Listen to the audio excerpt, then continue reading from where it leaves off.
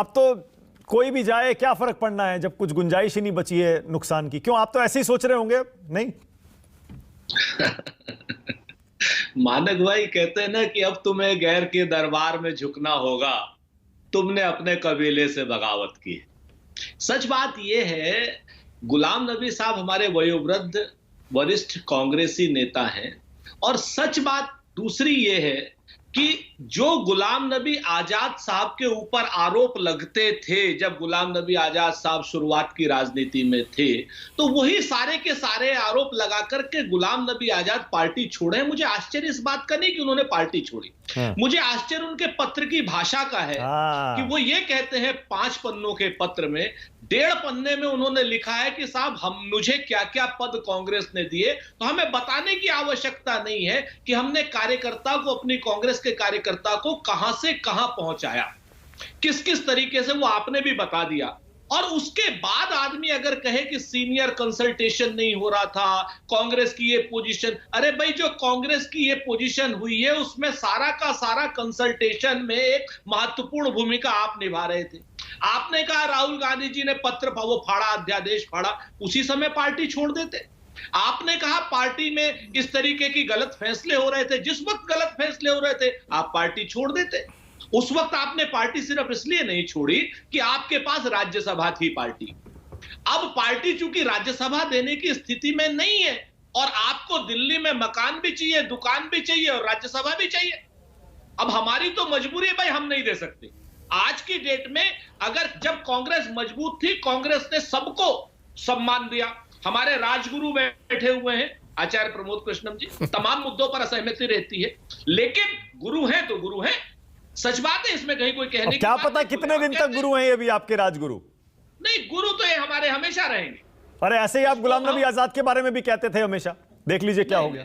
देखिए, राजनेता एक अलग बात होती है, राजगुरु एक अलग बात होती है। राजगुरु में राजनेता में फर्क करना पड़ेगा, हम आपको बहुत ईमानदारी से कहते हैं।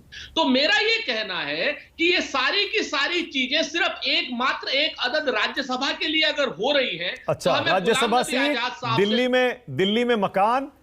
और मैं, क्योंकि देखिए सुरेंद्र राजपूत कांग्रेस के आधिकारिक प्रवक्ता है, इसीलिए जब भी वो कुछ कहेंगे तो उसको गंभीरता से लेना है। बिल्कुल। जयराम रमेश, अशोक गहलोत सब बड़े बड़े नेता हैं, इसीलिए सुरेंद्र राजपूत, मैं कह रहा हूं जो भी आप आज टीवी पर कह रहे हैं राष्ट्र की बात में, उसको मैं गंभीरता से ले रहा हूं। आप ये कह रहे हैं राज्यसभा और एक बंगले के लिए गुलाम नबी आजाद ने कांग्रेस छोड़ दी और मोदी मय हो गए।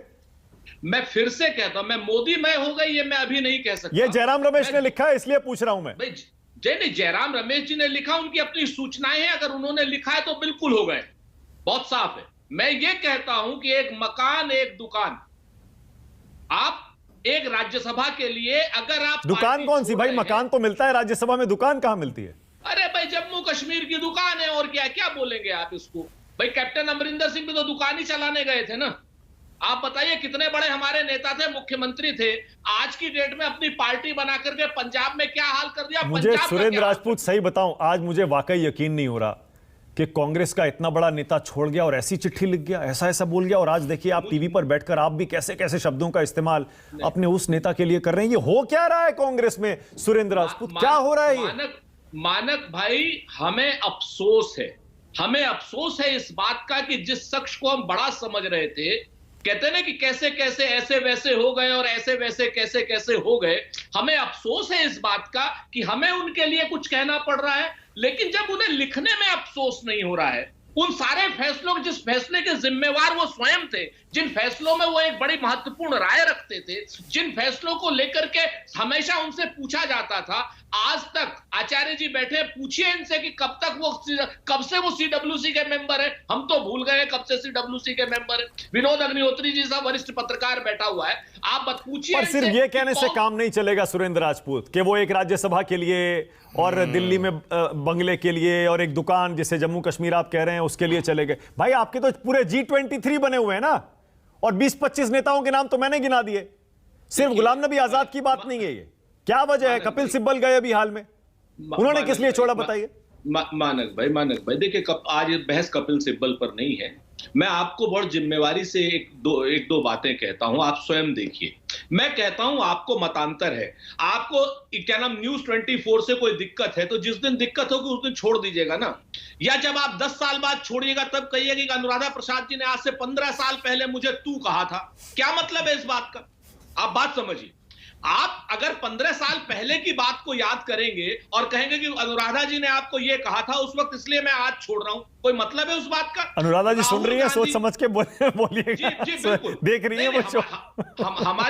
हमारी सम्माननी है, इसीलिए मैंने आपसे कहा कि आप अगर आज की बात को लेके 15 साल बाद कोई फैसला लेते हैं तो आपकी बात का कोई मतलब रहेगा? तो मैं आपसे दो चीजें बड़ी साफ साफ कह रहा हूं। गुलाम नबी आजाद साहब को मतांतर था, गुलाम नबी आजाद साहब जिस वक्त मतांतर था उस वक्त कह देते। गुलाम नबी आजाद साहब को अध्यादेश से प्रॉब्लम थी, गुलाम नबी आजाद साहब कह देते। गुलाम नबी आजाद साहब 49 में से हम 39 राज्य हारे, तब गुलाम नबी आजाद साहब छोड़ देते। मैं आपको बताऊं, ये सारी की सारी बातें G23 में ये जब राज्यसभा छूट गई इनकी, तभी से क्यों? अच्छा, कोई फर्क नहीं पड़ेगा ना गुलाम नबी आजाद के जाने से? नहीं, देखिए मैं यहां पर मैं ईमानदारी से एक बात कहता हूं, जिस शख्स को, जिस पेड़ को आपने पाल पोस कर बड़ा किया हो, जिस धरती माँ ने आप अपने पेड़ को बड़ा किया हो, अगर वो पेड़ कट करके कहीं और जाएगा, पला पलाया पेड़, तो खराब भी लगेगा। और निश्चित तौर पर आज की डेट में हमारा ये कहना है कि जब देश सांप्रदायिकता से लड़ रहा है, कांग्रेस सांप्रदायिकता से लड़ रही है, जिस वक्त कांग्रेस जैसी मां को उसके बच्चों की आवश्यकता है, उस वक्त अगर कोई शख्स पार्टी को छोड़ता है, चाहे वो मतांतर सही हो चाहे वो गलत हो, वो गद्दारी का काम। आचार्य प्रमोद कृष्णम, ऑल राइट, क्योंकि आज तो फोकस